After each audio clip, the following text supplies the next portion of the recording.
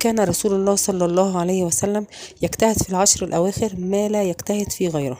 فعن عائشة رضي الله عنها قالت: كان رسول الله صلى الله عليه وسلم إذا دخلت العشر الأواخر من رمضان أحيا ليله وأيقظ أهله وشد مئزره. اللهم بلغنا ليلة القدر وأعنا على الصيام والقيام وقراءة القرآن فيها.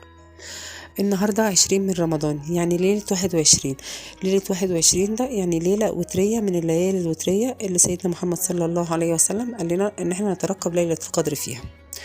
اللهم بلغنا ليلة القدر وأعنا على الصيام والقيام وقراءة القرآن فيها. اللهم آمين يا رب العالمين.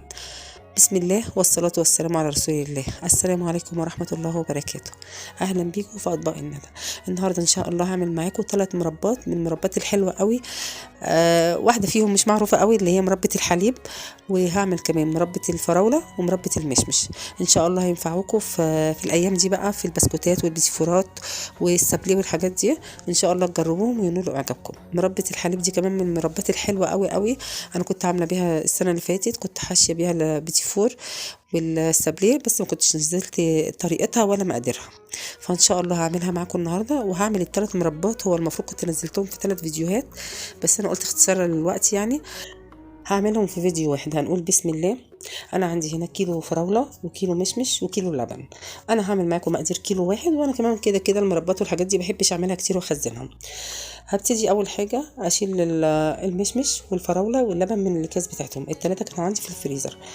هنقول بقى بسم الله كده ونشيلهم من الاكياس. ده كيلو مشمش منزوع النوى، يعني مش كيلو مشمش ونزعتي منه النوى، لا، بعد ما تشيلي منه النوى بتوزني كيلو. وعندي دي الفراوله برضو كيلو.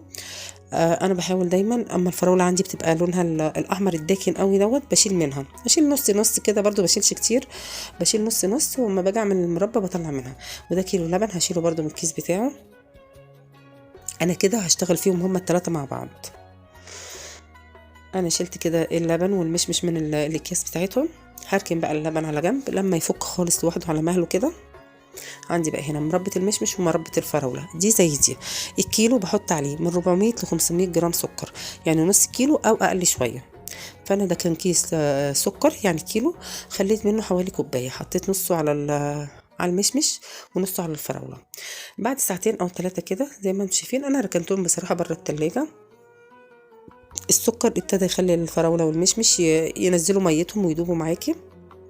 هقلب بس قبل ما ارفعهم على النار، عشان لو السكر سبته تحت هيلزق منك في الحله وهيشيط وهيخلي المربى طعمها مش حلو. عندي هنا اللبن بقى لازم يكون سكر لونه فاتح. انا حبيت اوريكم لون الكيس كده، السكر بتاعه فاتح عن التاني عاملاه بصراحه بسكر التموين عادي، اي سكر يعني ينفع في المربات التانية. انما انا عايزه سكر يكون لونه فاتح. هحط عليه برضو 400 جرام. الكب ده عندي بياخد 125، فحطيت كده 3 وحبة صغيرين 400 جرام برضو سكر. طبعا لما تبقي فاتحه كيس سكر او كيس مكرونه او اي كيس، لو ما عندكيش علبه او حاجه تحطيها فيها تعرفي تقفليها في كيس تلاجة كده وتقفليه عشان ما يقعش منك ويبهدل الدنيا. ودي نص معلقه صغيره كربوناتو. الكربوناتو بيخلي اللبن ما يقطعش معاكي وما يشيطش بالسكر وانتي بتقلبي فيه كتير على النار. هبتدي بقى ارفعهم كلهم على النار، نار عاليه. اول ما تحسي بالغليان فيهم ال3 بتهدي النار. اللبن يا دوبك يسخن وبهدي النار عليه، ما بستناش ما بيغلي. طبعا اللبن انا عايزه حله واسعه، لان اللبن هيفور منك، اللبن طبيعي بيفور. فلو الحله على قد كيلو لبن هيفور منك وهيبهدل الدنيا مش هيطلع معاكي اي حاجه. فانا حطيت كده اللبن في حله كبيره عشان لما يحاول يعلى لفوق شويه ويفور تلحقيه لما تقلبيه هينزل لتحت تاني. من وقت للتاني بقلب كده. بعد كده نزلت عليه بمعلقه عسل جلوكوز.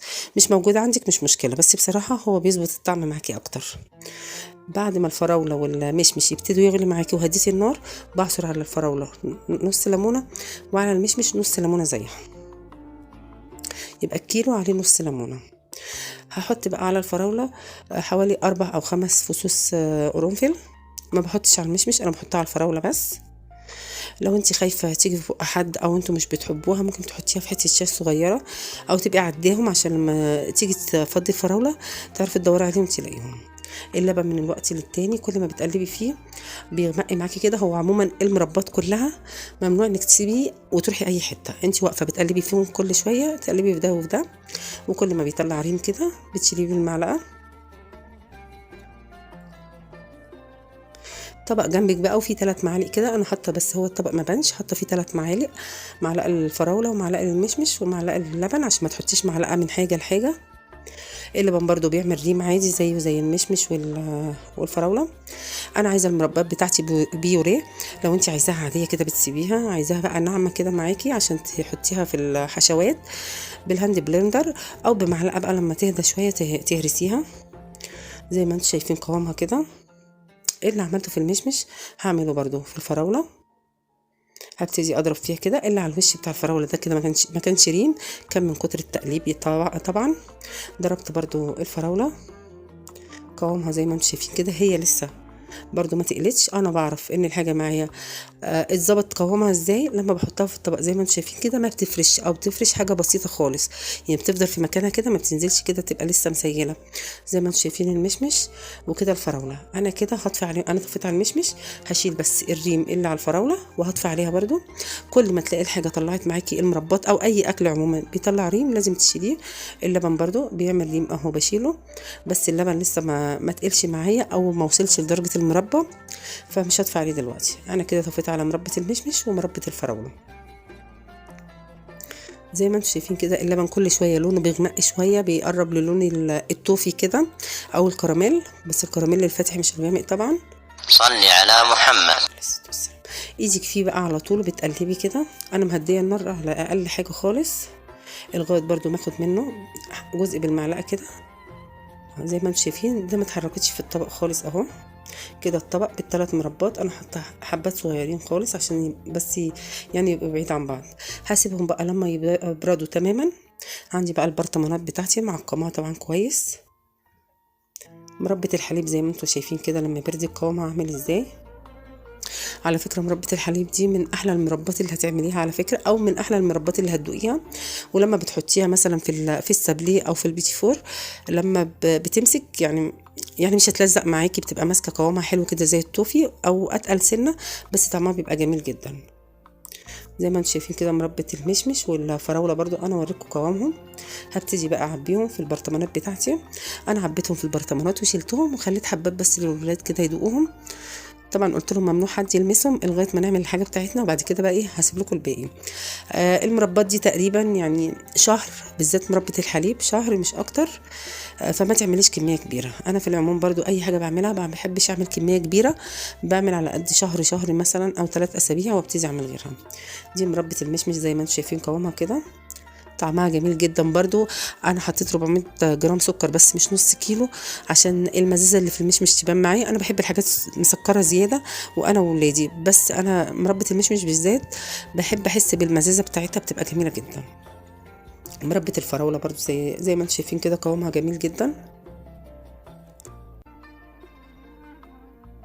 فضيتها برضو ببرطمان وخليت حبه في سلطانيه صغيره كده او بوله صغيره. ودي مربى الحليب بقى هبتدي افضيها معاكم برضو، قوامها جميل جدا وزي ما قلت لكم كده طعمها في منتهى الجمال. انا ما حطيتش على المربات فانيليا ولا اي طعم خالص، انا ما حطيتش غير الليمون، نص ليمونه، والقرنفل على مربى الفراوله بس. وحطيت على مربى الحليب كده الكربوناتو. ان شاء الله هسيب لكم المقادير برضو في صندوق الوصف عشان لو حابين تجربوهم. قوام مربى الحليب في منتهى الجمال بصراحه، جميل جدا. انا حبيت اجيب الكاميرا من الجنب كده عشان تشوفوه. حطيت برضو في البرطمان، واللي فضل حطيته في بوله صغيره.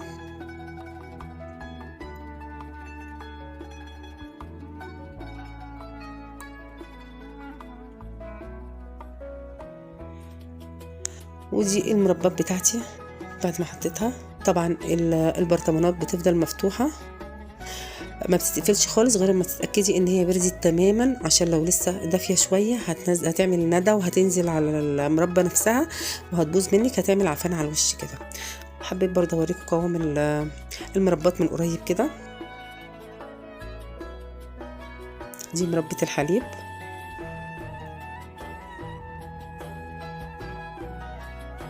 دي مربى الفراوله. قد ايه قوامها طبعا في منتهى الجمال. وبتمنى ان شاء الله ان وصفاتي في المربات تعجبكم، وكل سنه وانتم طيبين وبالف هنا.